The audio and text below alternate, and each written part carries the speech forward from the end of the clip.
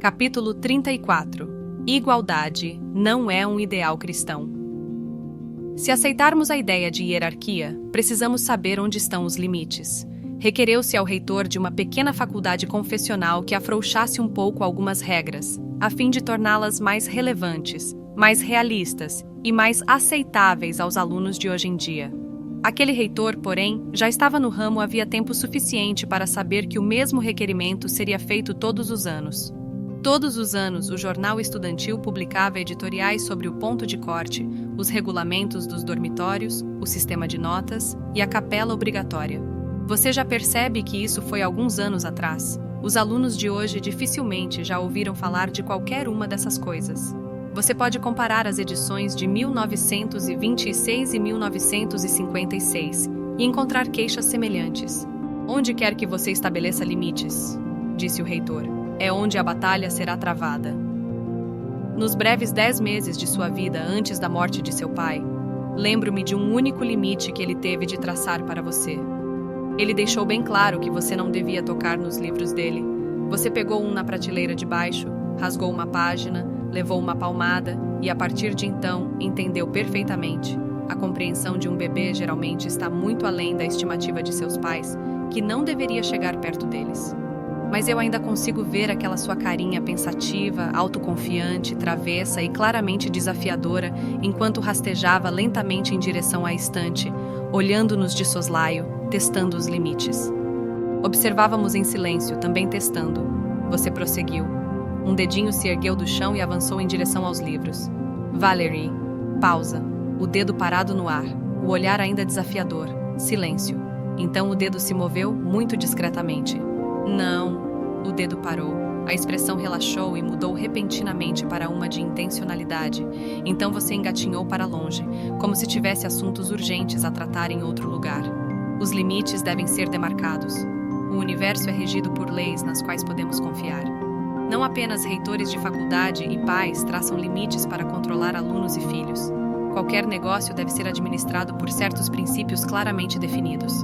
Um candidato a uma vaga de emprego recebe uma descrição do cargo, e se for escolhido para ocupá-lo e aceitá-lo, também aceita os limites que lhe são estabelecidos e as responsabilidades que o acompanham. Mas aí está a grande questão para nós, mulheres. Onde foram traçados os limites? Uma mulher está obrigada a se submeter ao marido? Uma mulher pode ser ordenada ao ministério da igreja? Ela está subordinada aos homens em todas as áreas da vida? Muitas mulheres prontamente aceitam a noção de uma ordem criada, mas consideram que homens e mulheres foram criados iguais. A igualdade não é de fato um ideal cristão. Em primeiro lugar, é muito difícil entender o que as pessoas querem dizer quando falam de igualdade. Certamente, elas não querem dizer que homens e mulheres são como as duas metades de uma ampulheta ou de uma laranja.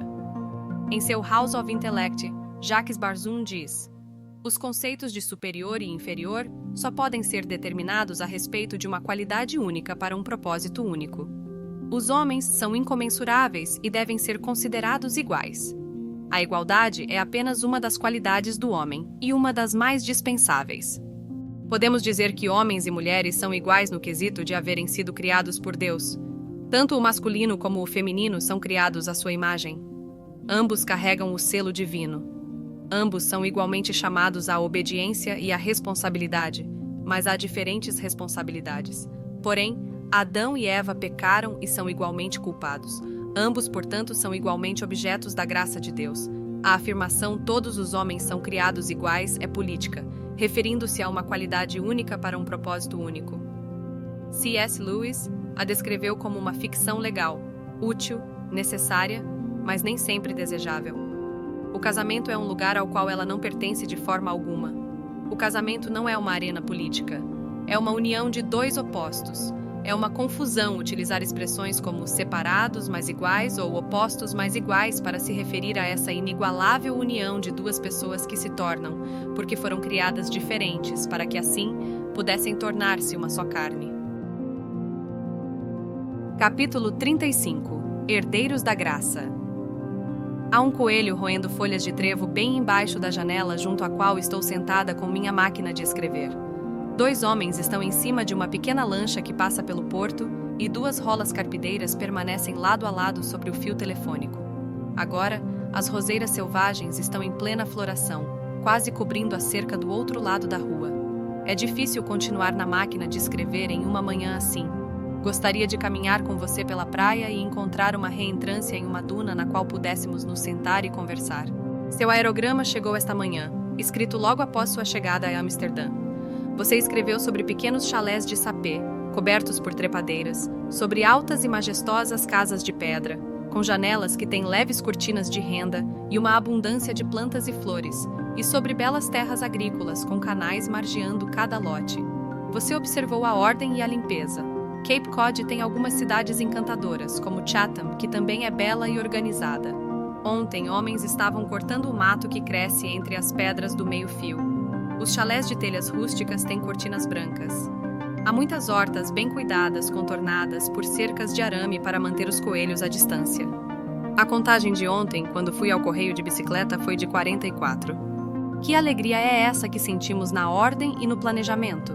Não é o mesmo tipo de prazer que sentimos no ritmo, que é a previsibilidade da música, nos padrões de um tapete oriental, nos movimentos calculados de uma dança, nas formas impecáveis de qualquer verdadeira obra de arte? Nossa alegria está na própria disciplina da coisa. A disciplina não sufoca, dá força e torna a beleza possível. Por que não deveria ser assim quando consideramos também a gloriosa ordem hierárquica? Cada ser desempenha sua parte na música, no padrão e na dança, e ao executá-la de acordo com as instruções do Criador, ele encontra sua alegria mais plena. Isso é gracioso, e não há na Bíblia a expressão mais bela para descrever um casal do que a frase de Pedro: juntamente herdeiros da mesma graça de vida. O contexto é interessante. Pedro está escrevendo aos exilados sobre como devem comportar-se nos países por onde foram dispersos. A obediência deles à autoridade pode, em última instância, levar as pessoas à sua volta a glorificar a Deus.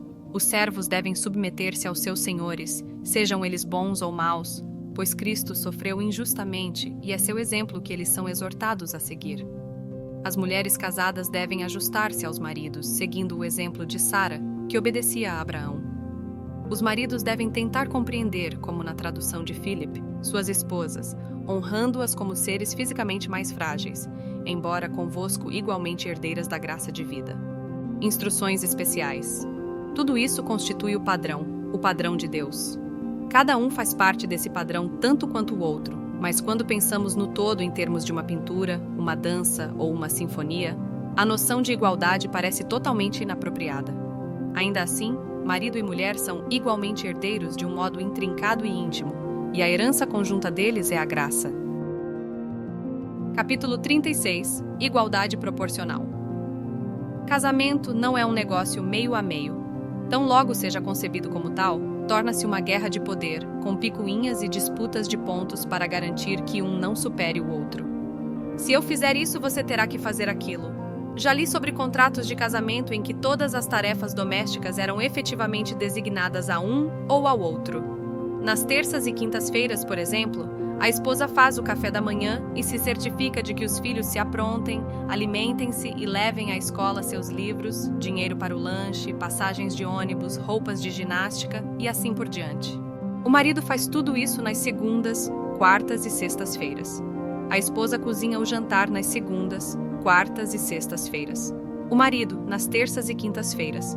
Os fins de semana são distribuídos de acordo com a quantidade de trabalho externo a ser feito, quem fez mais extras durante a semana, e assim por diante.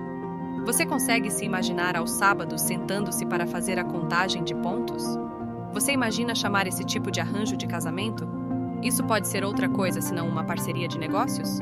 Alguns, porém, chamam de liberdade ou maturidade. Qual deve ser a porcentagem, então? Pergunta errada. Vocês poderiam perguntar isso se fossem herdeiros em conjunto dos imóveis de uma tia-avó, mas nós estamos falando da graça, a graça de vida. As igualdades entre vocês já foram delineadas. Igualmente pecadores, igualmente responsáveis, igualmente necessitados de graça e igualmente objetos dessa graça. É aí que termina a divisão meio a meio. Vocês assumem a vida como marido e mulher e começam a sacrificar suas vidas, não como mártires, não como capachos ou ascetas fazendo um voto especial de santidade, mas como dois amantes que precisaram da graça e a receberam, que sabem muito bem que continuarão precisando dela e a recebendo todos os dias em que viverem juntos. É um grande alívio não termos de ser iguais. O lar é o lugar no qual devemos nos permitir ser desiguais, o lugar em que cada um conhece as desigualdades do outro e sabe, ademais, que são as desigualdades que fazem o lar funcionar. Mas desigualdade é realmente a palavra errada. Talvez a ideia de justiça de Aristóteles explique o que quero dizer. Ele chamou a justiça de igualdade proporcional. Ou seja, justiça é a arte de distribuir porções cuidadosamente calculadas de honra, poder, liberdade e coisas do tipo para os vários escalões de uma hierarquia social fixa, e quando a justiça é alcançada, produz uma harmonia de diferenças. Não vou defender a validade política da definição de Aristóteles. Deve ter funcionado em seu tempo e em outras épocas desde então, mas trata-se de outro mundo, um mundo com o qual os cristãos têm de conviver e do qual têm de participar, mas que não é necessariamente administrado sob princípios cristãos. Um lar cristão, entretanto, é um mundo em si mesmo, um microcosmo que representa, assim como a igreja representa, a hierarquia do próprio cosmos. E pode ser administrado sob princípios cristãos. Aquela expressão porções cuidadosamente calculadas já é o bastante para causar arrepio. A quem cabe aferir e distribuir essas porções? Claramente, alguém deve fazê-lo. Deve haver uma autoridade competente para fazer isso. Na casa em que cresci, éramos 6 filhos, com diferença de idade de até 16 anos. O melhor quarto, o único com banheiro, pertencia à esposa do meu avô, que morou conosco durante 8 anos. Quando ela morreu, aquele quarto passou a ser dos meus pais. A melhor cadeira da sala, aquela com abajur e apoio para os pés, era de meu pai. Ele se sentava à mesa de jantar em uma das extremidades. A mamãe se sentava na outra. Os filhos de 4 anos tinham trabalho a fazer assim como os de 20, mas cada um era cuidadosamente aferido. Os pequenos cuidavam das lixeiras, os grandes cozinhavam, cortavam a grama, passavam as roupas, pintavam a casa. As moças sabiam quais tarefas nessa lista lhes cabiam. Os rapazes, igualmente, sabiam as deles. As moças faziam a maior parte do trabalho de lavar a louça, mas os 4 rapazes se revezavam para secar e guardar. Minha mãe cozinhava enormes quantidades de comida boa e simples. Normalmente, havia o suficiente para quem quisesse repetir, mas minha mãe jamais guardava comida para alguém. Ocasionalmente, havia reclamações de injustiça do tipo: por que ele não precisa fazer isso também?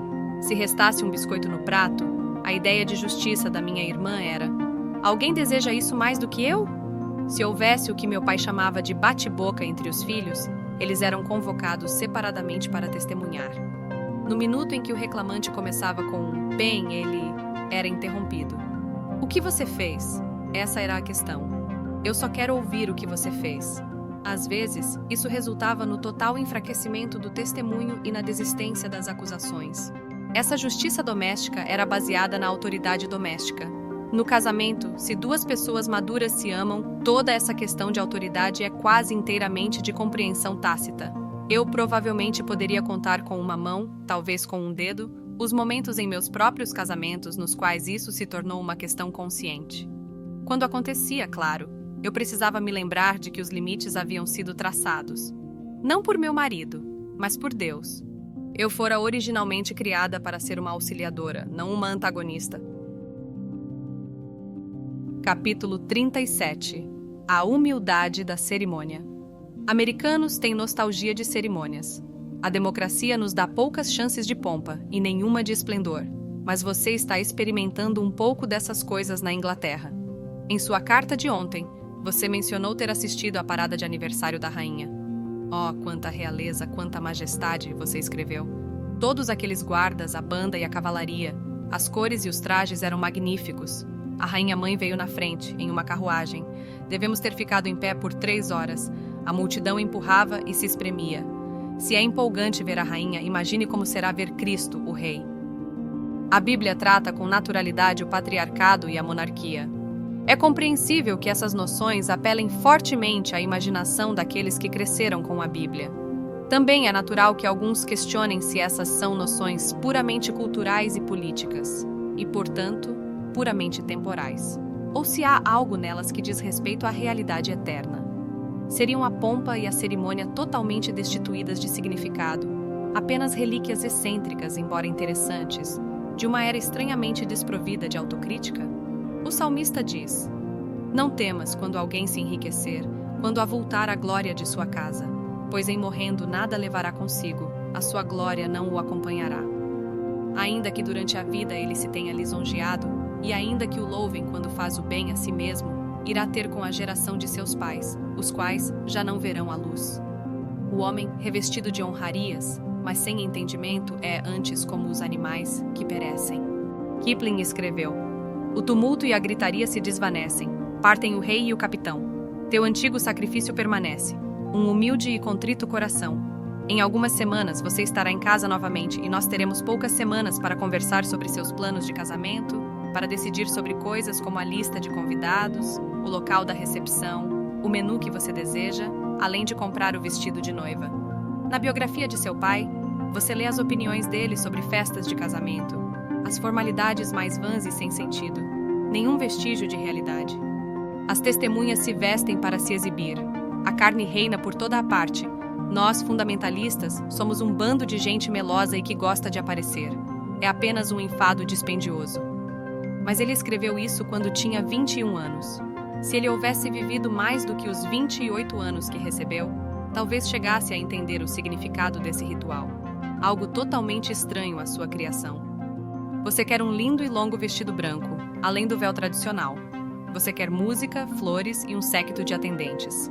Não para provar que você é gente melosa e que gosta de aparecer. Para nós, sinais e sons, símbolos e movimentos fazem parte da adoração e da celebração, e você quer que seu casamento seja cheio de sinais visíveis, tangíveis e audíveis do significado invisível e transcendente. Acaso a pompa seria incompatível com a humildade? Você ouviu o que C.S. Lewis disse em seu Preface to Paradise Lost. Acima de tudo, é preciso livrar-se da ideia medonha, fruto de um disseminado complexo de inferioridade, de que a pompa nas ocasiões adequadas tenha qualquer ligação com vaidade ou presunção. Um celebrante aproximando-se do altar, uma princesa sendo conduzida pelo rei para dançar um minueto, um oficial general em um desfile cerimonial, um mordomo precedendo a cabeça do javali em um festival natalino. Todos esses usam roupas incomuns e se movem com calculada dignidade. Isso não significa que sejam vaidosos, e sim que são obedientes. Eles obedecem ao roquiage que preside toda a solenidade. O hábito moderno de fazer coisas cerimoniais sem cerimônia não é prova de humildade. Antes, prova a incapacidade de o transgressor esquecer-se de si mesmo durante o rito e sua prontidão em estragar, para todos os demais, o apropriado prazer do ritual. Parece-me que a aceitação de uma ordem universal molda a imaginação e prepara o terreno para a apreciação da cerimônia. Vemos na ordem terrena um reflexo da celestial. Encontramos nas cerimônias tradicionais a ocasião para nos submetermos às verdades maiores que elas representam. Seu casamento não será apenas uma desculpa para reunir todos os nossos amigos e parentes para compartilhar a nossa alegria, como dizem timidamente alguns dos convites de casamento pouco cerimoniosos de hoje em dia, na união entre você e Walt particularmente, mas uma celebração do matrimônio, de uma instituição ordenada por Deus na criação do homem, a qual deve ser iniciada tanto com solenidade como com alegria.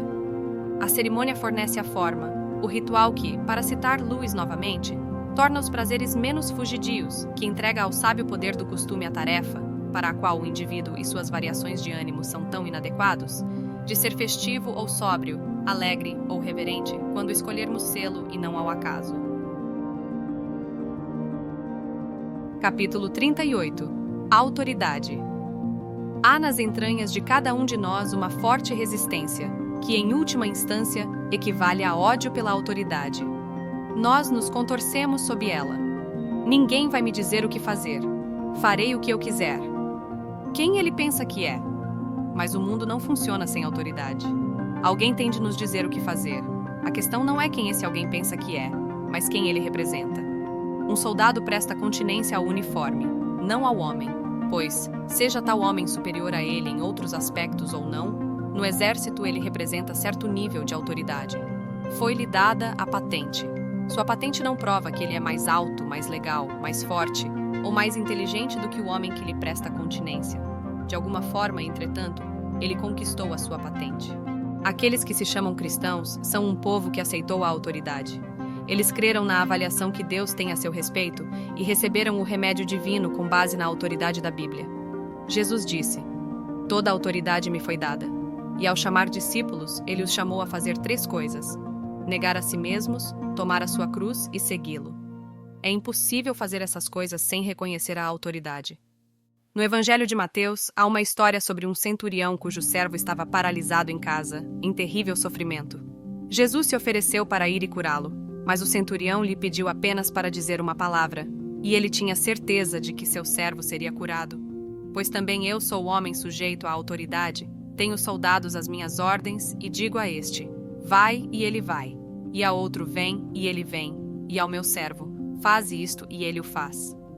Foi sua própria experiência de autoridade que o capacitou a entender a autoridade, ou seja, o poder, da palavra falada por Jesus, e o Senhor disse que nem mesmo em Israel encontrara tamanha fé.